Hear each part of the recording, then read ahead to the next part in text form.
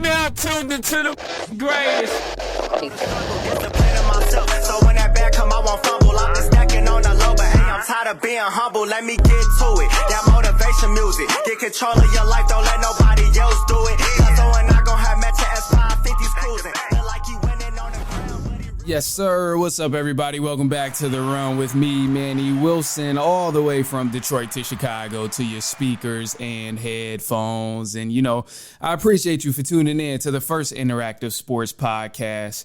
And it's a community that makes sure your voice is heard. So if you hear something you agree with, you disagree with, you like or you dislike, go ahead, shoot us a quick take. 219-413-9405. And of course, we'll play your take back on our next episode. And then you got to shout out to SeatGeek for sponsoring this episode. Get $20 off your first ticket purchase when you use the promo code The Run Podcast. Now, this code can only be applied for first-time users on the mobile app or website.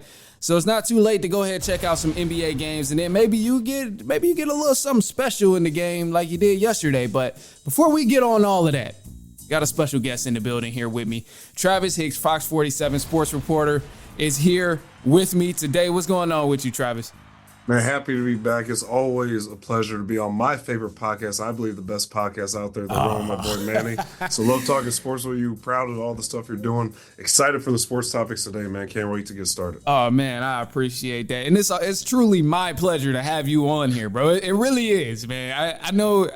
Look, I appreciate it, but it truly is my pleasure. So, look, let's just get into it. We seen a big brawl yesterday.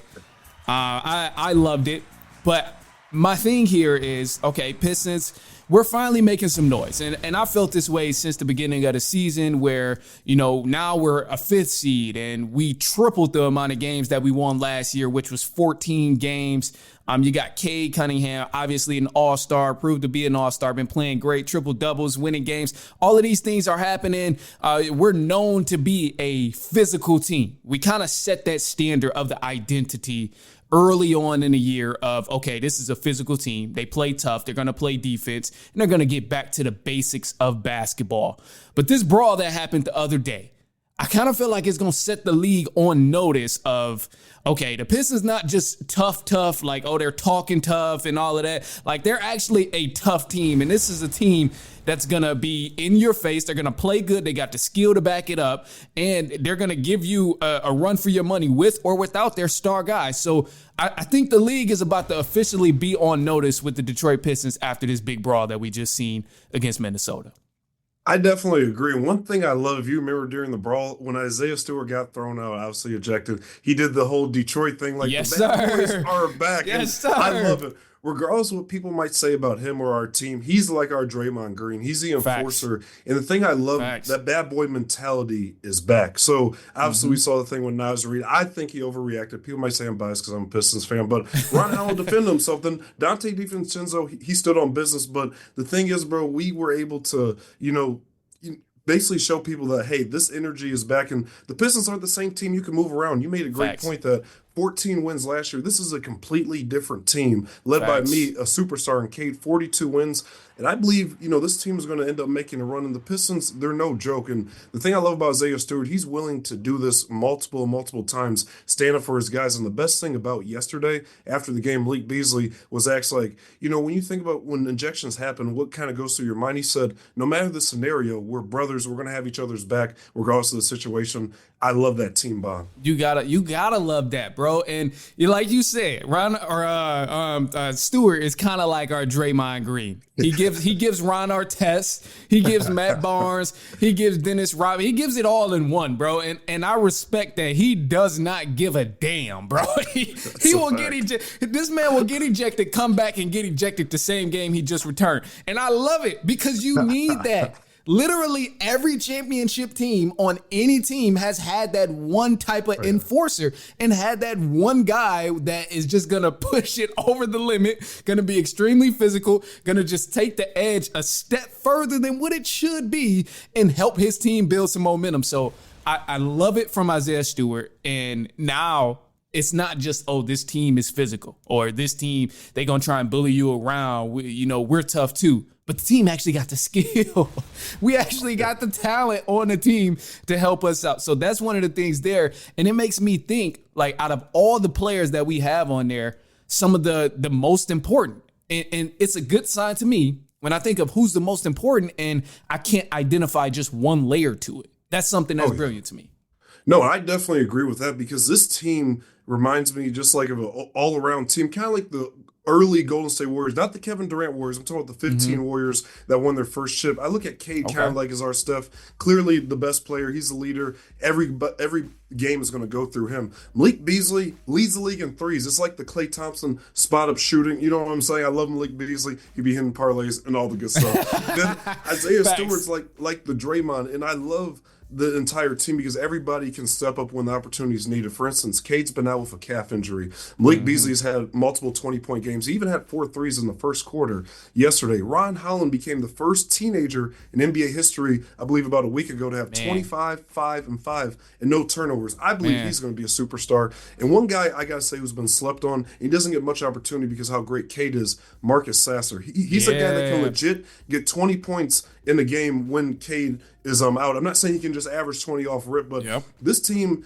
is all around great. And I just got to say, like, with the additions of like Tobias Harris and different guys like Malik Beasley, these guys have grown. And I also want to say I love what Jalen Duren's doing. He's basically a guaranteed double-double. So this team, every night, I believe, is going to win a playoff series. I'm going to say it off the bat. I think their ceiling could easily be the conference finals. This is facts. And it's no wrong. It ain't even no bold take about it. I think if you run into the Pistons, you have at least a 50% chance that you will get your ass whooped in the playoffs and get sent home in the first round. Like, I don't think that's a bold take or nothing about it. This team is good. And like you said, they got guys on here who aren't big names, but they're impactful players. And that's something that's huge. A guy you mentioned, he's a very low-key guy on the Pistons, and I think it's for the better that it shows a lot about his character and also his ability on the floor, off the floor, whatever he can do. But Marcus Sasser, man, I really want to shout out Marcus Sasser right now because this is a dude, obviously we know he has the talent. He had to take some reduced minutes because they brought in Dennis Schroeder, so he was not seeing the floor as much, especially when Ivy went down with the injury. So for Marcus Sasser to still accept that role, not complain, and just continue to ball out whenever he's given the opportunity, that's something that I love. He's still there. He's still being positive in the locker room. He's still being a great team player. And that's just something where I'm like, okay, clearly coming up from above, going back to JB Bickerstaff and Langdon all above, the tone is just right for this team. Like it's a winning dynamic. It's a family dynamic. It's a brotherhood dynamic that's helping because everybody's unselfish. You gotta love it. You just gotta love it, man. Because I didn't know much about Marcus Sasser, truth be told. I didn't know much about him beforehand, and I obviously seen him play more and more and could see the shots and stuff he makes. And it's like, bro, this dude's a great player. But the fact that we got multiple people on the team where their minutes constantly adjust and nobody's complaining, everybody's still super supportive, you got to love it. You got to love it. And 2 weeks ago, to your point, Isaiah Steward made a comment about Marcus Sasser, how he's always ready to seize a moment. He's a guy that really, he's in one of the worst situations if you think about it. He'll have a game where he scores 20, then maybe get a DNP the next game because, you know, the minutes just flow with how everybody's going. But the thing about this team, not only is it a brotherhood, everybody accepts their role. There's games where we really need Derwin to get 15 to 20 rebounds. Isaiah Stewart might need to get a tech or two, maybe get a jack to get the team going. Cade's going to get his usual 30 and 10, you know, and 8. So everybody's like doing their role, and the complete identity has changed. And it's so crazy to look at a team go 14 wins a year ago, then 42 this year. I don't think we've ever seen a turnaround like this in sports ever. Yeah. And you got to think some of the wins we have wins over the Celtics, and we just beat a fully healthy Cavs team with no Cade. With no Cade. This is what I'm saying, bro. This is what I'm saying. Like, this is a good team. And it's just crazy because it really took, in my opinion, and I hope he's doing okay, but Monty Williams, deadass, might be the worst coach in history. Facts. It's essentially the same team outside of 3 people, and you have 42 wins with a chance to still win more games this season. Like, it doesn't make any sense. Like, how do you win won 14 games last year. He's still banking that $60 million contract, which is irritating me. But it's just like, dude, how are we this bad when we have so much talent? Bro, you know what I think about? I think about this actually on probably like every couple of weeks. Realistically, every couple of weeks. I think about the clip of Stephen A. Smith and guys, they were talking about the Pistons. Because, you know, they don't talk about the Pistons ever unless it's something negative or whatever. They barely ever talk about us anyway.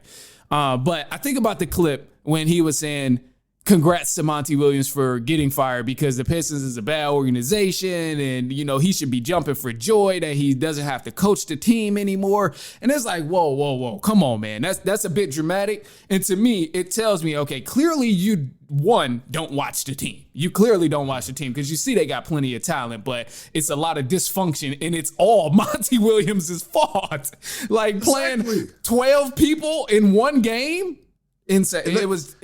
It can't be forgiven. I can't never forgive Monty for that. One thing, Monty, awful coach. I hope he's doing well, but he's just one of the worst coaches. When you bring up the point about Stephen A. in national media, I'm calling you out. You need to do a better job. Shaq, how are you going to get on TNT and say, hey, Chauncey Billups is doing a great job with the Pistons? He's not our coach. He's the coach of the Portland Trail. Like, you don't even watch the games. And I remember he was on a podcast saying, like, Detroit doesn't move me. They're this and that's. Like, I don't care what nobody says. You can say I'm biased because I'm from here. We are by far the best story in the NBA. We literally had the longest losing streak in the history of the league, and now we're a legit playoff team, not play-in team, playoff team. Nobody saw this coming. So for national media to disrespect and say, you know, not even know our coach and just get on air and literally say, I don't watch them when it's your game, when it's literally your job to watch the games. It's embarrassing, bro. It's embarrassing. And, you know, I think about this also a lot. Too, I be thinking about sports. So my mind just be rambling, bro. It'd be like Tuesday night, 12 p.m. I'm already sleeping. I wake up. I'm like, damn, you know what? I ain't never thought of that. So, my mind really do just be rambling sometimes. But one of the things is like, I struggle to wrap my head around the concept of you go on TV to talk about sports, but you don't watch the damn games. That's lazy analysis to me. And it's disrespectful to almost any fan who enjoys the game of basketball and looks at you to give them some sort of analysis on what is happening in the game and what is happening throughout the stretch of the season, whatever the case is. It's borderline disrespectful. And I noticed the NBA is one of the only leagues that do this. You look at NFL, they talk about every team in the NFL. Cleveland Browns can be terrible. Giants can be terrible. It does not matter. They will still give them some airtime if they had a good game or something that was exciting during the week. MLB, same thing. Guys can tear it up. You can have Orioles kicking butt. You can have the Royals kicking butt. MLB Network will still give them time. But with the NBA, Cavs won 16 straight games. We ain't hear not a single thing. We heard about the Lakers. We heard about the Celtics. Pistons won 12 straight games. Heard nothing. Rockets was on a big win streak as well. Heard nothing. It's like, if we're supposed to be coming to you for the source and getting information about the sport that we love, but you don't even watch the games and you barely even know what's going on, what the hell are we doing? Facts. And it's also, I'll even take you a step further. It's not only disrespectful to the fans, it's also disrespectful to young journalists like ourselves who would kill for a position like that, because we get on platforms like this podcast and get to discuss our opinions. But if we're in a position like them, say on TNT, the ESPNs of the world, we already watch the games because we love doing what we do. That's why we're doing, this podcast right now. So if we were in a position to get paid and watch the games, you got to trust and believe I'm watching every single game. I'm telling you, miss a damn from tip off. So like, it's like you should know. And two, these are the best stories. I think what it is from NBA media, the national media, a lot of these guys are holding on to the long nostalgia of the LeBron James of the world, the Dirk Nowitzki's, Kobe's. And I love all these guys. They've been amazing during their careers. But now it's time for the Cades, the Shai Gilgeouses, the Jason Tatums, who's been to 6 conference finals and coming off a reigning champion. Yeah. People don't even talk about him. There's so many stories, like you said, with the Cavs. All these new teams that were bad for so long are finally good. Why are we talking about that? This is facts, bro. You got oh my gosh, bro. You preaching facts over here. Like, it's so many storylines you can go to and new storylines you can explore and build up like you did with the previous stars of the league, but yet we just avoid it. And I don't know why, man. I don't know why. It's weird. All right. Anyway, look. So we could. I fear that we could go on this topic forever, All right. and we could probably continue on talking about the Pistons and stuff too. They ended up losing yesterday, unfortunately. We never got to that as much as we were talking about them, but I still think this scenario of the fight is gonna just put the league on notice a little bit. And if that don't do it, it's gonna be when they whoop somebody behind in the first round. That's what's really gonna like trigger that response. The one thing to add on that point, we're playing playoff teams. The Timberwolves are going to be in the Western Conference playoffs. We're playing teams that are in the playoffs without Cade, and we're making the games. Really, if it wasn't for the ejections, when the ejections happened, we were up by 9 points. So before that happened, we'd probably go on to win that game. So I'm telling you, when Cade gets back, it's scary hours. Yeah, it's definitely going to be scary. And I feel like right now he's just taking his time because he knows he has the luxury of being able to do that. Whereas in the past, it's like, okay, you have to play Cade. Like if you don't play, we're losing by 30 because of coaching and just the rotations and all of that. But anyway, look, we're going to take a quick break and then we're going to jump into some more conversation about the end of the season awards in the NBA. So stay tuned. Don't go anywhere. And we're going to be right back. It's halftime.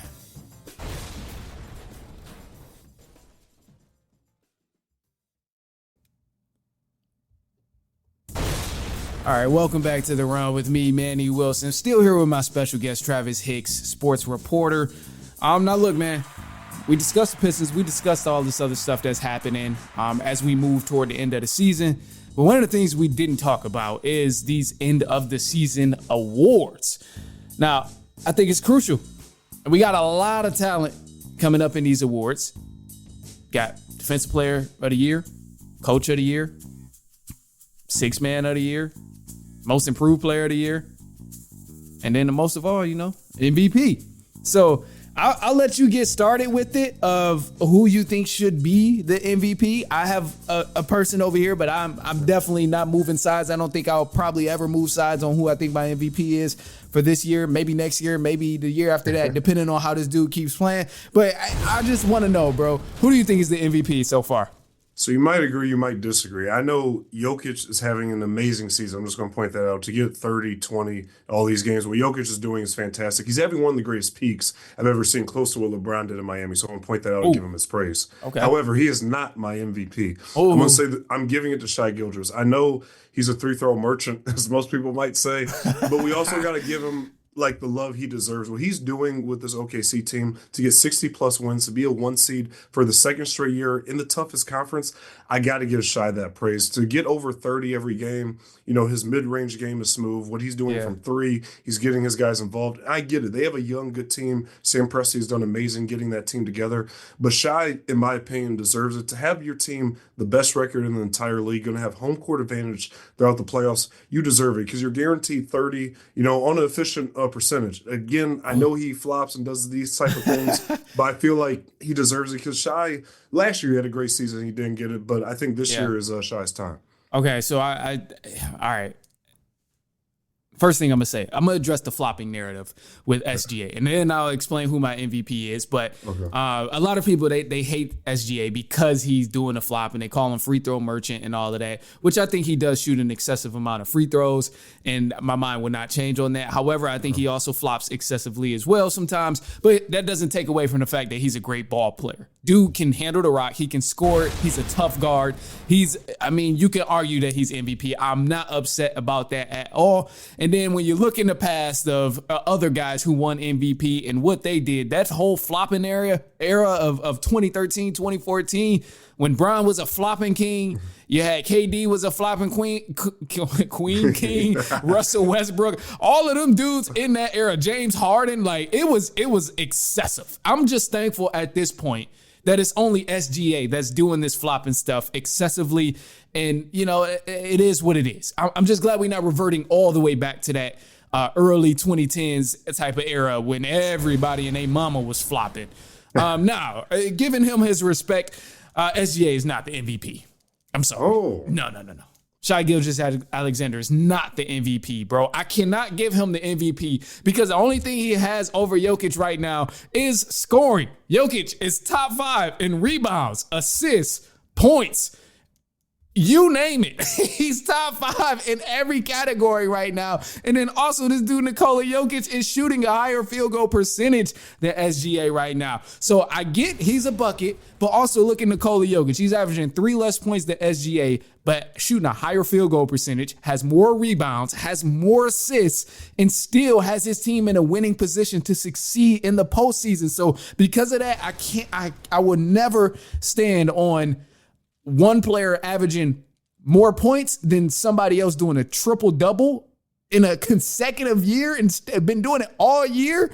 I can't go away from Nikola Jokic as the MVP. Manny, you make a lot of great points, but here's where you're wrong. He has his team with 60 plus wins. Now, I get Jokic has better stats, and you can make an argument for Jokic. You know, and if it wasn't for somebody in the media, Kendrick Perkins, Jokic could have 4 straight MVPs potentially. But that's neither here nor there. But Shai, the reason why I got to give it to him, to have your team number 1 in the West, that has to mean something. The West is so tough. You got the Nuggets, you got the Warriors, you got the Rockets. Obviously, you got Luka going to Lakers. Still don't understand what Nico Harris was doing. That's neither here nor there. But like the point is, all these great teams, they have 60 plus wins. Now, I know my only argument right now, it just seems like points and wins, but that has to mean something. And Shai still is getting a lot of buckets and getting his team involved because, in my opinion, well, not in my opinion, this is also a fact, nobody else on his team was an all-star. You know, Chet, these guys are good players. Jalen Williams, these guys are good players. I'm not saying they're bad, and Shai's definitely not playing with trash, but, you know, Jokic does have some help. Russ has played a lot better this season. We've seen Jamal Murray, well, on and off. That's actually not that great of an argument, but I would say I'm still going to go with Shai just because of the wins and, you know, just what he's doing this year, because this is a team that should be in the conference finals. And that's mainly because of Shai. And I will say this team is not a playoff team without Shai. You might not agree with that, but that's my opinion. Possibly. In a way, see, that is tough. That's a very good point. I'll give you that. In the West, I would see them in a play-in spot, if anything, if you take SGA off that team. But truthfully speaking, I wouldn't have any faith in them. I definitely would not watch OKC. I wouldn't dare cut on a game to see what those boys are doing if SGA wasn't there. I'll give them that. I'll give you that. Okay. I'll give you that. But it's just, I struggle because obviously both are great players. And it's 2 different positions, but part of me really, really, really believes, bro, that people are really hating on Jokic because they don't want him to be considered the best big to ever play the game. And I think at this point, bro, what we've witnessed from Jokic up to this point, bro, he's already going to be in arguments of the best center to ever play the game. Oh, yeah, sure. This man right now in this season, this is the first player in NBA history to ever do this. Top 10 in points per game, top 10 in rebounds per game, assists per game, and steals per game. This is a center. That's crazy. Like, this is what blows my mind. And this is not top 10 like, oh, he's at number 8. Oh, he's at number 9. Like, he's at 10. No, he's second in assists per game. He's second in steals per game. He's third in rebounds per game, third in points per game. Like, this is this is the closest thing we're getting to Wilt. I know it's insane take, but Jokic is the closest thing we're getting to Wilt, and people are not respecting it because he doesn't have the athleticism. But if you watch him play from the IQ standpoint, from the way he plays the game, this is the closest thing we're going to see to Wilt Chamberlain in terms of numbers and someone who understands the game. This is the closest we'll see to LeBron. Like, I don't think this is crazy. This is like, I'm not even trying to give a bold take, but I really feel like Jokic is just a hell of a basketball player, and we're taking it for granted. Like, it's wild. Now, one thing I will give you make a lot of good points. Jokic, what he's doing is historic. I said earlier that this is arguably probably the best peak I've seen in my lifetime outside of Miami LeBron, which was just crazy, in our lifetime. Yeah. But what Jokic is doing, he should get more credit. But the reason why I don't think he's going to win MVP, even though I said Shai's my MVP, we also got to go by this narrative, Manny. Even though this is a very dumb narrative, this is also true. By that, what you just said, Jordan should have about 8 MVPs. LeBron should have about 8, because Bron hasn't won an MVP since 2013. The numbers you brought up, Bron had better stats than James Harden in 2018 and did not win MVP. And LeBron was clearly the best player on the planet. But also what James Harden did that year was something we hadn't seen, all the streaks of 20-plus games with 30-plus points, it was crazy. So Shai, I feel like this is a similar situation from the 2018 MVP. That's why they're going to give it to Shai, because the nostalgia thing. They don't want LeBron to keep winning these MVPs. That's why they stopped Jordan those times when Barkley won, Carmelo. Not saying these guys had bad years, but I feel like the NBA is to a point where we can't keep giving the guy the MVP, even though that is stupid. I'll be honest, because if when you just name all those stats, Jokic should technically get the MVP because the point is to outperform your opponent. And if you have more stats than literally everything, then you should be MVP. I do agree with you, and I'm going to kind of go off the rails just a little bit, and I'm going to slide just a little bit off topic, but you talk about how they don't want to give the same person the MVP award. I wish they would have applied that same damn logic to Rudy Gobert in the Defensive Player of the Year award. Because what the hell, bro? They was like, I guess nobody else plays defense. Rudy Gobert, here you go again. And I'm like, bro, you got centers, you got power forwards, point guards that's out here literally guarding everybody on the floor. On-ball defense is tremendous and all of that stuff. All right, so here's where we're going to go now. So we got to switch gears just a little bit, and I knew this was going to happen where we would end up going over on one of them, but it's all good. It's all good. We vibing, and, we kicking it. So considering MVP, obviously you got SGA, I got Jokic. I don't think we'll ever come to an agreement on that until it actually happens. But Coach of the Year, who you got for Coach of the Year? This is one I think we should agree with. To me, this is a no-brainer. This should be a unanimous decision. J.P. Bickerstaff is by far the Coach of the Year. Yep. To have 14 wins last year, to be a laughingstock and still not even get the number one pick. Man. The Pistons got hold. Like, not even get a number one pick and to triple your win count, that's something unheard of. And to literally be in the playoffs this year, I'm guaranteeing it right now, Pistons are going to get their first playoff win since 2008. That's the book. We're going to get our first playoff win in 17 years. So JP, what he's done, I think it would be insane if he doesn't win Coach of the Year, and it will be disgusting by the NBA if they don't give it to him. And that will just prove they don't like Detroit, because he is by far the Coach of the Year. This is facts. I mean, I know other coaches out here doing a great job, but the other guy who's the favorite right now seems to be Kenny Atkinson in Cleveland with the Cavaliers. And he's doing a great job at coaching that Cavs team. But let's be real, bro. The Cavs was already a top 3 seed without him. Bickerstaff came to Detroit and turned a 14-win team into a playoff team, a 5th seed. So it's hard for me not to go with him as Coach of the Year also. So I definitely got to go there with Coach of the Year. And then, all right, so I'm glad we agree on that one for Coach of the Year. So here's a couple other. Now we're going to go Most Improved Player of the Year award. Who you got Most Improved Player of the Year? So I've been seeing a lot of people say Cade just because of the success of the team, and I think he is playing phenomenal. And this is like a really tough one. This is one guy you might not agree with. He's still a Piston. I'm going to say Malik Beasley. We obviously, he's been a good player in the past, but what Malik Beasley has done this year to lead the league in threes when you're in the league still with Steph Curry, the greatest shooter God ever created. Yeah, I got to give it to Malik Beasley because he's been doing, I think he's been doing phenomenal. I don't know if the NBA will actually give it to him, but he's somebody that's been able to step up when Cade has been gone and still hit threes. And that's just crazy to me for him to be a league leader. When we initially signed him, people didn't think he was going to make this big of an impact. Malik Beasley is my most improved. This is true, and I was surprised about that. I like that actually for Most Improved Player of the Year. I will say though, of course, I got to be a little bit of a smart ass. I'm pretty sure he was a top 3-point shooter last year too, though. That's true, and he was a really good 3-point shooter. But to me, to see him hit as many threes as he's done this year, he broke the Pistons' all-time 3-point record at All-Star break. Yeah, which is crazy. Yeah, me saying that also does not, invalidate him being the Most Improved Player of the Year because his impact has been crazy.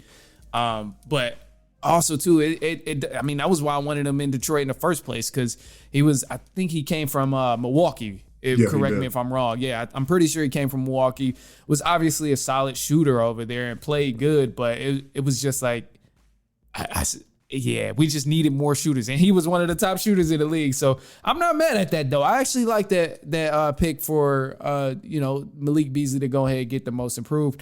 One of the guys that stand out to me and that I think of. So right now, Obviously, we know Cade Cunningham is the favorite. I think, Cade is a easy pick. It's a lazy pick, honestly, for the committee to just choose him. This is a guy who's already averaged 25 and 8 a majority of his career, but just now finally getting wins. So everybody's opening their eyes when in reality, it wasn't much that he really improved on. He's always been solid and he's already been a very talented player. So him getting the most improved player award is just low key kind of a joke. And they need to revamp what the most improved player of the year award really, really means. So because of that, one of the people that I think should get the award is Dyson Daniels. He's on the chart right now. He's got some odds in his favor, but the favorite is still Cade Cunningham. But I think Daniels is a guy who definitely deserves a lot more credit because he stepped it up this season. We've seen a lot more defensive intensity. And despite the Atlanta Hawks losing, he's still performing extremely well, leading his team in steals. And then I'm pretty sure, I could be wrong, but I need to double check this, but I'm pretty sure he's also leading the Eastern Conference in steals. But this has been a dude, he's been on a tear and he's not really getting much recognition. And I think if we really, really go down to what the most improved player of the year award should be, then it would be Dyson Daniels who receives this award and not Cade Cunningham. But I love Cade. I'm a Cade fan, of course. But I don't think he should win the most improved player of the year. No, definitely agree. I think your point about Dyson Daniels, which he's somebody I think that actually has a bigger chance to win it over Malik Beasley, is true. And it'll be lazy by the committee to give it to Cade because Cade's really having like an MVP season. To me, I would put Cade in the 5 to 7 range if I had to like rank MVP. That's really the race Cade should be in. So I agree. Yeah, definitely. All right. So defensive player of the year, who you got for defensive player of the year? And I can pull up some more people too, to give you like all the candidates that, is on the chart right now, whatever that is. But who you think? Who you got? So this one might surprise you. At first, I was going to say Victor Wembanyama, hoping for a speedy recovery from him. He obviously has a blood clot, so we're hoping, he gets back to fully healthy because he's truly a unicorn. He was going to be my pick originally, but now I got to go with Draymond Green, the Spartan, the Saginaw native. Okay. Draymond Green, what he's doing at 35, guarding these guys. The Warriors have turned their season around, mainly due to Jimmy Butler. That trade has really made them a playoff team, and they're getting that identity back. But Draymond's guarding the best guys. I was watching a game that they beat the Bucks without Steph Curry, and he guarded Giannis, and Giannis shot 0 of 7 when guarded by Draymond. For him to guard a prime Giannis build, he's also a guy averaging 30, 12, and 6, by the way. That's a crazy unsung hero. I think Draymond is somebody that's still an elite defender, and he looks to guard the opposing player's best guy every single night. So at 35, I think Draymond deserves the defensive player of the year. Okay, I'm not mad at that. I like that Draymond pick. And, this is another award I think needs to be revamped away from what the statistics are, because right now I see a lot of the defensive player of the year awards just being based on who's getting the stats and who has the most rebounds and blocks, when that really doesn't tell the full story. So I definitely like that pick of Draymond, and I was not expecting that. Someone I think, will most likely end up winning it is probably going to be Evan Mobley. I think Evan Mobley is on the team that's winning the most right now in the East. They're number 1 seed. He's playing great. He plays both sides of the ball very well. Obviously plays a lot of defense. But the person I think should be in the running and should receive a lot more credit than what they do is Bam Adebayo. I'll die on this hill of Bam Adebayo winning Defensive Player of the Year because this is a dude who literally guards 1 through 5 with no problem. He can guard your point guards, shooting guards, small forwards, power forwards, and centers, and actually shut them down. So a guy like Bam Adebayo, he plays big minutes as well with the Miami Heat. He's grabbing boards. He's controlling the offensive end, then going back on the other end and playing defense, guarding the other team's best player. So I don't think he gets enough credit. I would love to see Bam Adebayo in the running for it, but unfortunately it's statistically based. So he's not going to be the guy who gets the votes for Defensive Player of the Year. So with that being said, I think it'll go to Evan Mobley just because the situation is perfect for them. Jaren Jackson is also in the conversation, but his team is not winning enough. And I think Evan Mobley, he's had some great years in the past few years. He's been playing good. Now with Wemby being down, I think they go ahead, give it to him because he got the stats and he got the winning team. That's interesting. I did not think you were gonna. I understand the Evan Mobley pick because he's somebody who could legitimately get it, but I think the Bam Adebayo is interesting because I think Draymond. You might disagree with this. I think does the same thing. I see Draymond guarding point guards, shooting guards, small forwards, and if you remember the year when they won their last championship, he was guarding Jokic. That was the MVP, Jokic. So I think Draymond does similar. He is obviously smaller than Bam, so he can't really, bang like down low like that. But Draymond, I think he's somebody who's never scared of that challenge as well. No, this is 1,000% true. The sad part about it is neither one of them are going to win because they don't have the statistics to go along with Defensive Player of the Year. But this is so true. I mean, you can everything I said about Bam Adebayo guarding the best player, you can say that about Draymond Green, and you can say that probably about 3 to 4 more guys in the NBA who guard 1 through 5 and actually play lockdown defense. But it's a sad thing because even though these guys are extremely talented in terms of being able to do what they do on the defensive end, the committee is only going to care about the stats. And that's the annoying part about it because it's like, bro, it's so much more to the defense than just, he's getting more rebounds or he's getting more blocks. It's like, bro, the impact is going to be the most important thing. And guys like Draymond Green, Bam Adebayo, they have the impact on the defensive end. Oh, yeah. And we can say that kind of for all the awards because you can't really, there's no stat for like determine and will. Like those are real like factors throughout a game. Like the Warriors aren't the same team without Draymond. The Heat aren't the same team without Bam. The same thing with Evan Mobley and the Cavs. So I do agree. I do think they need to like switch up. It's more than just stats. It's also about how big of an impact you leave. Yeah, this is so true, bro. All right, so I'm gonna go ahead. I think we covered pretty much. I think the important ones. I'll leave it at that. If I didn't get your important one, go ahead. Hey, shoot us a call 219-413-9405. Obviously, we'll play it back. I'll bring Travis back on too, and we'll discuss whatever one we missed in terms of end of the season awards. I know it's a crazy amount of them. Some of these awards I didn't even know they was actually awards. Looking at the list, like looking at the odds on FanDuel and stuff like that. But Travis, man, I appreciate you joining. Of course, where can people find you if they want to check out your work, want to just keep up with whatever you got going on? Yes, you can follow me on Twitter at Travis_Reporter, Instagram Travis6_Reporter, and LinkedIn just Travis Hicks, and Facebook is Travis Hicks, and also on YouTube posting daily content of Travis6_Reporter. So please follow me. And Manny, as usual, you're doing amazing, man. It's always a fun time being on here. It's just organic, real takes. So can't ask for nothing better than that. Well, man, I appreciate that first, and man, no, it's truly a pleasure having you on, man, and Man, yeah, it's great having you on, bro. I enjoy every show that we bring you on, and I feel like we also go over time every time I bring you on, which is not a bad thing, but I always be like, all right, bro, I only need you for 20 minutes, need you for 25, and then I'm like, damn, I done kept this man for like however long, I don't know how long, but we talked when it wasn't recording also, so True. It was, but anyway, I'm gonna leave everybody on a positive note, man. A positive note is just gonna be, do things that's uncomfortable. Sometimes you gotta do things that's slightly uncomfortable. And I only bring that up because the way I actually met Travis was in a way where I was like kind of getting out of my comfort zone. Going to NABJ, that was not my comfort zone. And shit, it sounds funny enough, but we met on a bus.